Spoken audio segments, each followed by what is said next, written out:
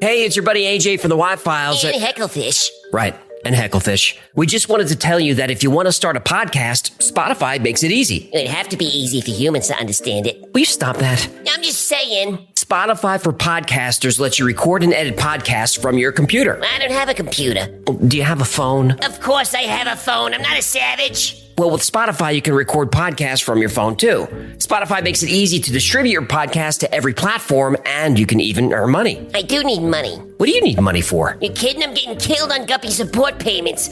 These 3 ex-wives are expensive. What, you don't want to support your kids? What are you, my wife's lawyer now? Never mind. And I don't know if you noticed, but all Y-Files episodes are video, too. And there's a ton of other features, but we can't be here all day. Will you settle down? I need you to hurry up with this stupid commercial. I got a packed calendar today. I'm sorry about him. Anyway, check out Spotify for podcasters. It's free, no catch, and you could start today. Are we done? We're done, but you need to check your attitude. Excuse me, but I don't have all day to sit here and talk about Spotify. Look, this would go a lot faster if you would just let me get through it without... In the past year or so, 3 internet mysteries popped up that really got my attention.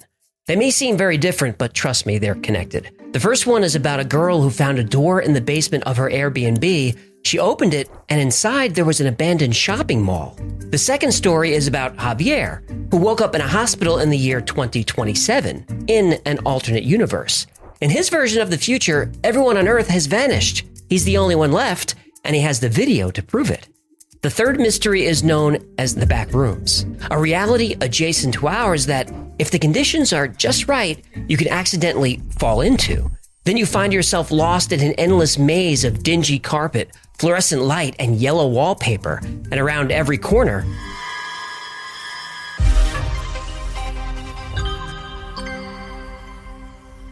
an abandoned mall, a deserted world, a maze in another dimension. What do these have in common? Terrible places to have a vacation. Good places to hide a body. What are you doing? Hello? You asked what those places have in common. I'm answering your question. I was being rhetorical. I'm trying to build drama and suspense. Oh, well, you're on the wrong channel, buddy boy. What these locations have in common is liminality, or more specifically, they're liminal spaces. A liminal space is defined as a place of transition, a threshold between 2 distinctly different points, signaling the end of one and the beginning of another. Liminal spaces do exist as physical locations, but they can also be an emotional experience. They occur during periods of uncertainty and major life changes. Events like a divorce or breakup, the death of a loved one, the birth of a child, moving to a new city, ending or starting a new career. All of these create liminality in our mind, meaning our life before this event is over and a new period of life is about to begin. Liminality is the unease and apprehension we feel during this transition. Liminal spaces in the real world are a bit more difficult to define, but you know one when you see one. Think of an airport in the middle of the night, school during summer break, a house just after someone moves out, or in this case, an accidentally discovered abandoned shopping mall.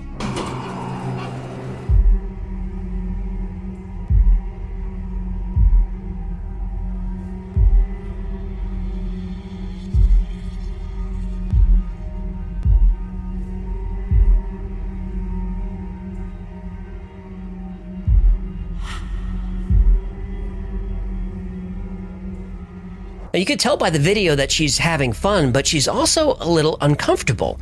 She's experiencing the anxiety of a liminal space.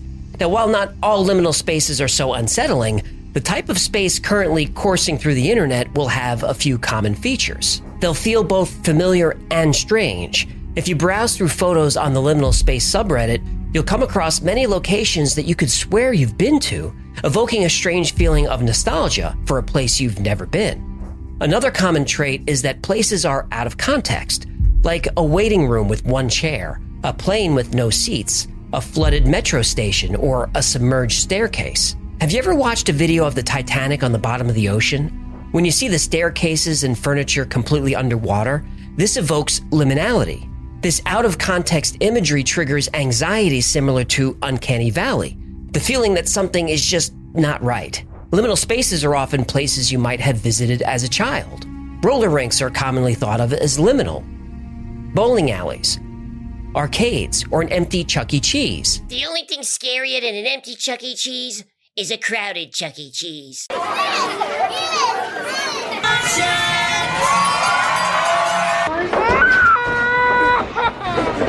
You got that right. But something you'll notice about all these places, they're empty. And that seems to be the most unsettling aspect of all. These spaces are transitional because they're in between places, not meant for anyone to stay very long. But they're still meant for people. Yet these sit empty, waiting to fulfill their use, waiting for people that in some cases never arrive. Now, all of us from time to time stumble into a liminal space, a supermarket in the middle of the night, an empty office, an amusement park off-season. But what if you woke up one day and the entire world was deserted, and every space was a liminal space?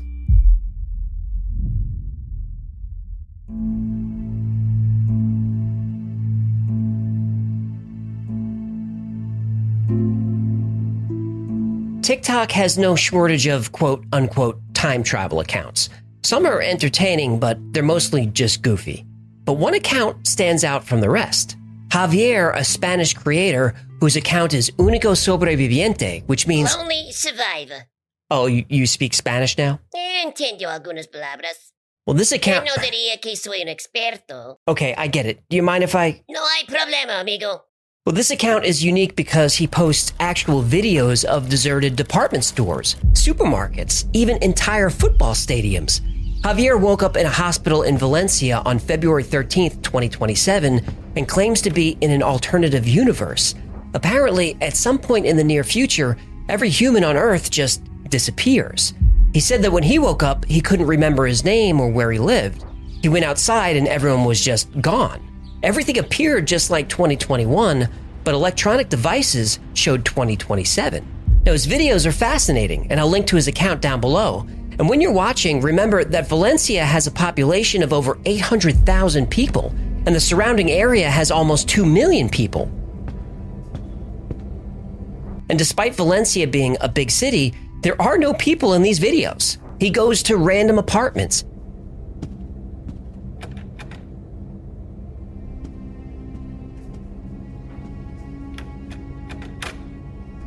He crashes at exclusive hotels.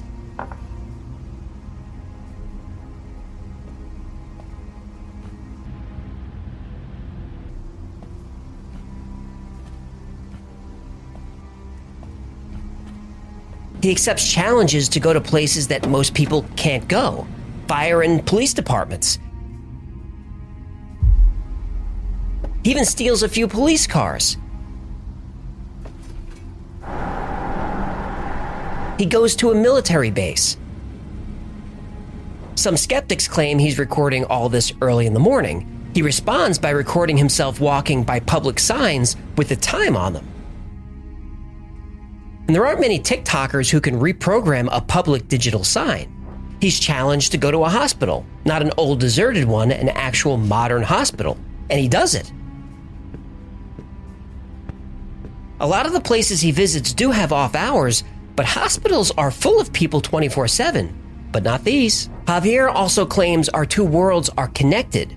He's able to interact with objects in his world, which affects objects here.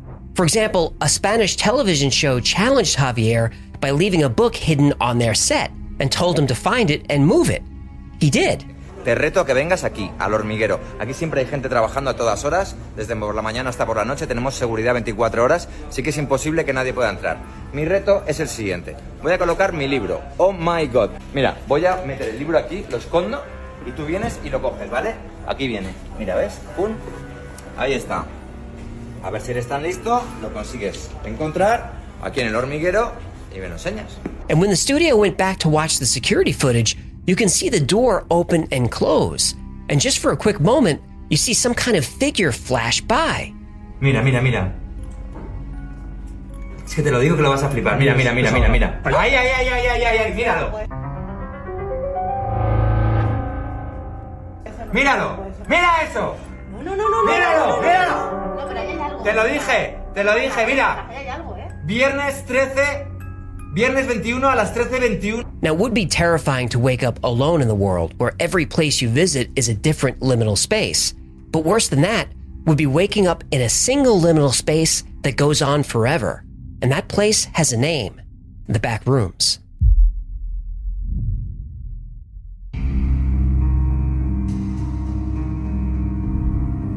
The back rooms is an internet mystery that began like many internet mysteries do, on 4chan. Someone asked members to submit disquieting images that just feel off. An anonymous user posted this photograph. Everyone who saw the image agreed it was strangely familiar but unsettling, though nobody could explain why. Finally, a follow-up comment described it.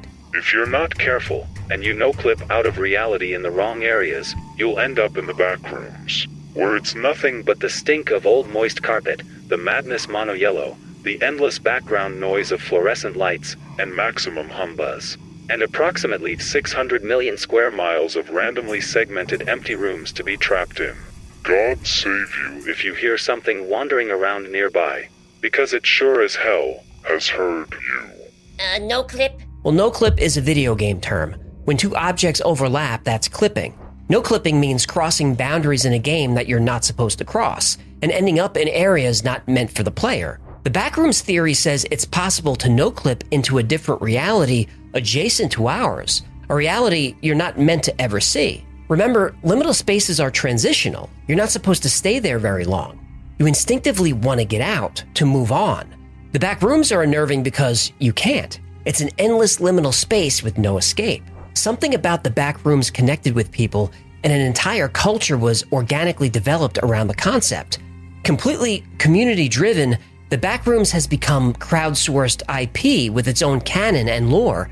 And there are now hundreds of levels of back rooms, each with their own stories, their own rules, inhabitants, objects, even hazards. Fans can contribute to the lore through a few different wikis, completely dedicated to the back rooms. Still, the back rooms lived in dark corners of the internet. What brought the concept to the mainstream was a series of short videos by a creator named Kane Parsons.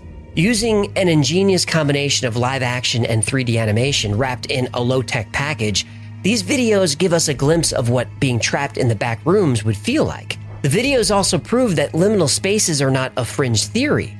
Millions of people have watched these. Clearly, the concept of liminality is universal. The video series begins with a group of kids shooting what looks like a student film in 1996. The camera operator suddenly no-clips through the ground and falls into the back rooms. A little more. A little more. You got it? Yeah. Whoa.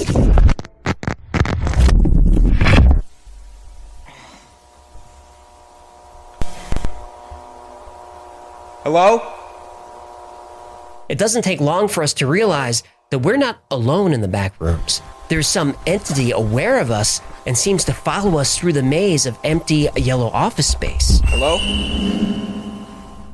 Some moments are definitely scary, but even when not being outright terrifying, the entire series is unsettling. As you, through the eyes of the lost cameraman, explore the back rooms, you have a sense that you've been here before. I certainly have. There are certain angles and ways the walls are arranged that remind me of offices that I've worked at different points in my life. I worked jobs where the only light was overhead bulbs, and the only time you'd see the sun or the sky was if you were lucky enough to run out for lunch. That was my job last year, actually. For anyone who's worked in an office like this, there's a feeling of claustrophobia, of being trapped like a prisoner, where time seems to slow down and hours feel like they last for days. Unfortunately for people trapped in the back rooms, time doesn't exist at all. There is no past and no future, so no brief respite for lunch, no exhilaration at the end of a long, boring day. The only time is the present, and like the space itself, the present is infinite. Eventually, our hero discovers graffiti on a wall which tells him to stay still. That turns out to be a terrible idea. After fleeing from the entity, we're taken to various locations which are essentially recreations of common photos of liminal spaces. The empty apartment, the deserted quad. And Kane's short film then builds on tried and true horror movie tropes like pursuit, claustrophobia, disorientation, and of course, the jump scare.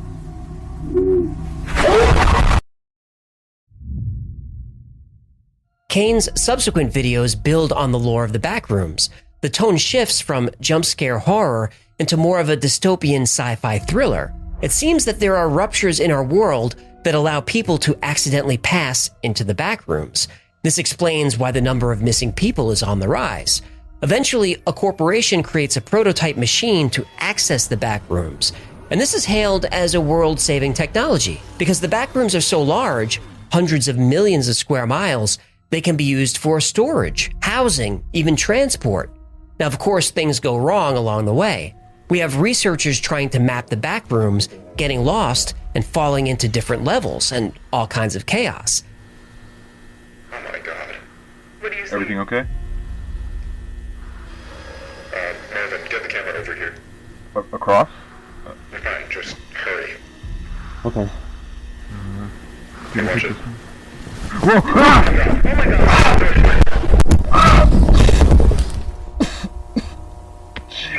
Marvin, do you copy? The series is still ongoing, so subscribe to Kane Pixels if you want to see what happens next. But you don't have to wait for Kane. Other creators have picked up the mantle and attempted to continue the story. I think we just saw someone running. What the hell?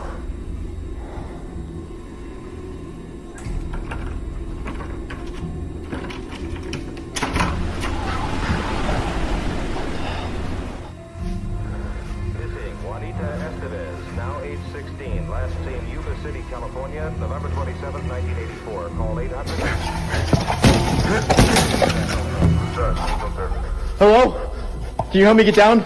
There's something up here. Please. Stay right where you are. Stay right where you are. We're gonna try and get you down. To me, all these versions are equally interesting and unsettling. The Backrooms concept has spawned other media as well. A viral TikTok shows someone using Google Earth to zoom in on a location in Japan. As they move inside the building, we see the familiar wallpaper, carpet, fluorescent lights, and this time, different objects and entities. Indie developers are publishing video games based on the Backrooms and liminal spaces. Anemoiopolis is one that looks interesting. It combines the uncanny liminal space concept with classic first-person horror and puzzle-solving elements.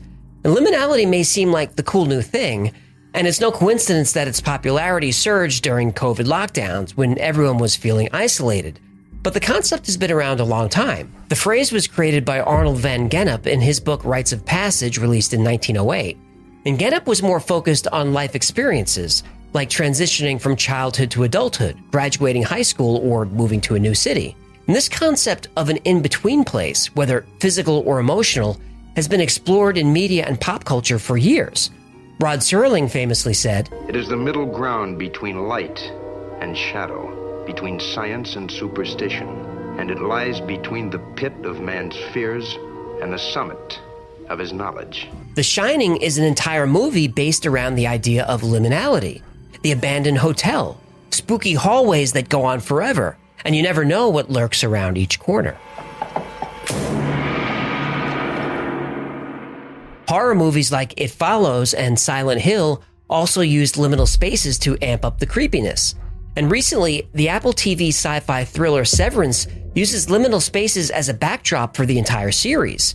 The large, empty spaces, hallways that create such a confusing maze that you have to draw maps to find your way around. And the dual reality concept of Severance is similar to the Backrooms. You have one reality where you live your life as you normally would, but when you get to work, you are severed from this reality and transition to a new reality, a reality comprised completely of liminality. And you can't have a post-apocalyptic story without liminality, that feeling of being the last person on Earth, walking through spaces once teeming with life, now left abandoned and forgotten. The human brain is not wired for this kind of isolation, which is why these tropes are so effective.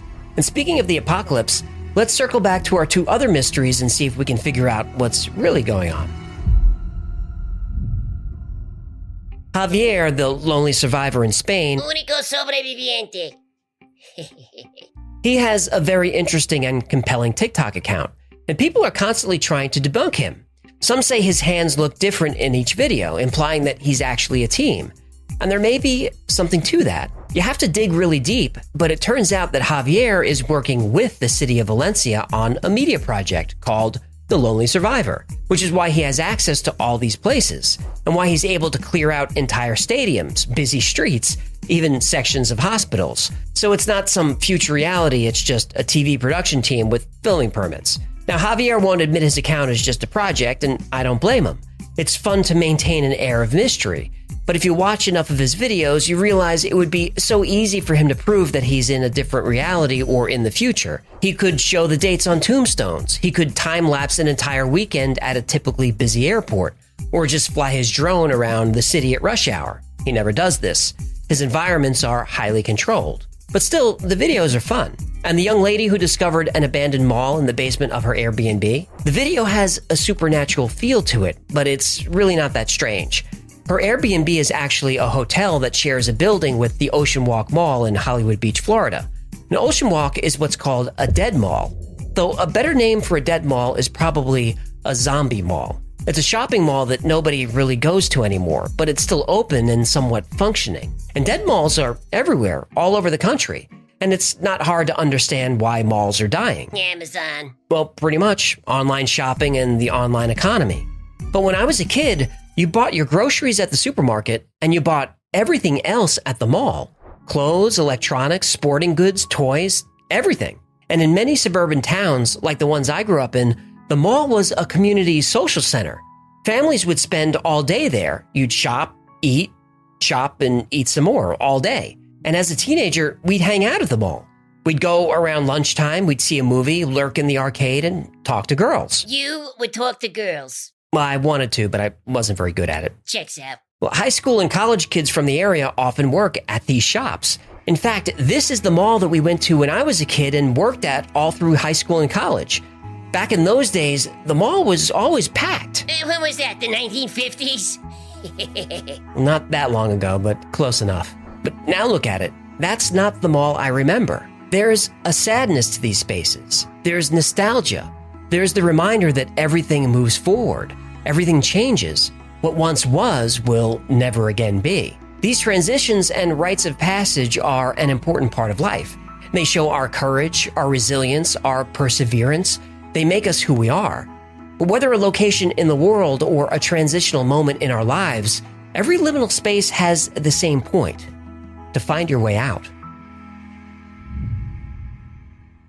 Thanks so much for hanging out with me today. My name is AJ, that's Hecklefish. This has been the Y-Files. If you had fun or learned anything, do us a favor and like, subscribe, comment, and share. That stuff really helps out the channel. And if you have a story you'd like covered or information you want to share, you can email tips@theyfiles.com.